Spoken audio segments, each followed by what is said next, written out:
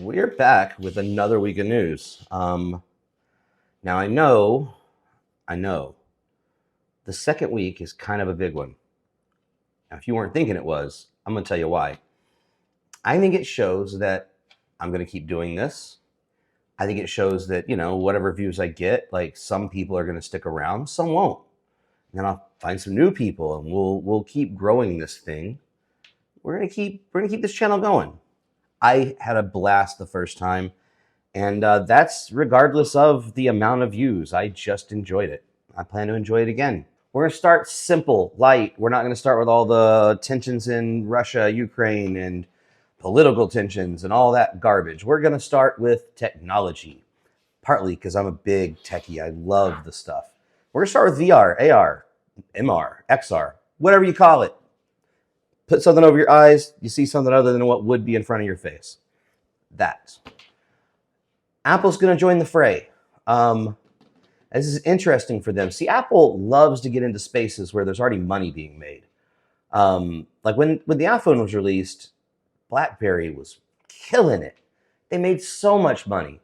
And Apple came in, and of course they disrupted the entire market. And, until everybody started copying the iPhone, like no one else had a shot. But they're going to jump into this world where no one's really making money. There was nobody on the platform.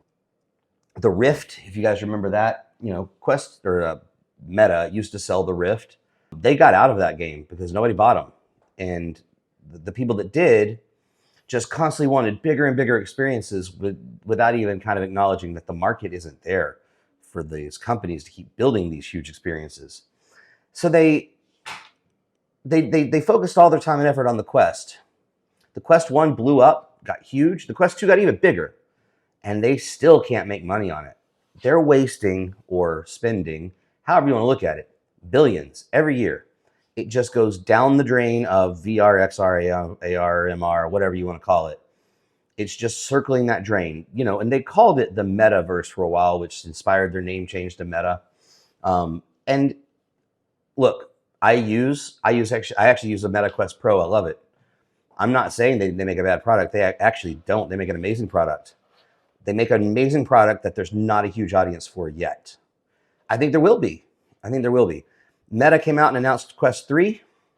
In some ways, Quest 3 is even going to outpace their Pro. And that's a big deal because Quest 3 is going to launch at a base price of only $500. Whereas the Pro launched at $1,500 and has now come down to about $1,000. Still twice the price of an introductory Quest 3. That's going to do some things, at least, a little better. It won't do a couple things. It won't have the native eye tracking and facial tracking so that whenever you're inside, say, Horizon Worlds, my face is going to show a lot more emotion and a lot more natural facial expressions than someone else who's using a Quest. That will stay that way. I will stay a little more expressive than they will. If you don't care about that, $500 is not only the price of the new one, but it's also the price gap between the new one and the Pro. That's a big mountain to climb just to, have someone else see your face twitch a little bit. So I think the Quest 3 is well positioned to keep the Meta family at the top of the VR world. But of course, everyone thought BlackBerry was going to win the phone wars when Apple unveiled their iPhone. iPhone dominated. It did things that we never imagined.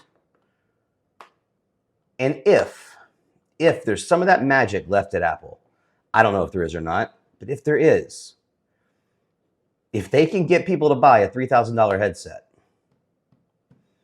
that's big news. So I am looking forward to seeing it, and you can believe we're going to cover that next week after it's been unveiled. In fact, it gets unveiled tomorrow. I'm recording this on Sunday. Monday is when they're going to hold their developers conference, and they're going to unveil this thing. I'm looking forward to it. I'm going to watch it. Maybe we'll even bring some clips because I'm very interested to see what they do, how they can disrupt the market. Again, a market that's already kind of tiny. It's artificially tiny because people got big heads thinking about PCVR. The truth is PCVR is not a viable option for the masses, not at the cost that it is to develop these AAA games. Meta also unveiled some AAA games, or at least some that for VR would be AAA. Asgard's Wrath 2, it looks amazing. Ghostbusters game looks like a lot of fun. I still think Meta's got them outpaced, but I can't wait to see what Apple unveils.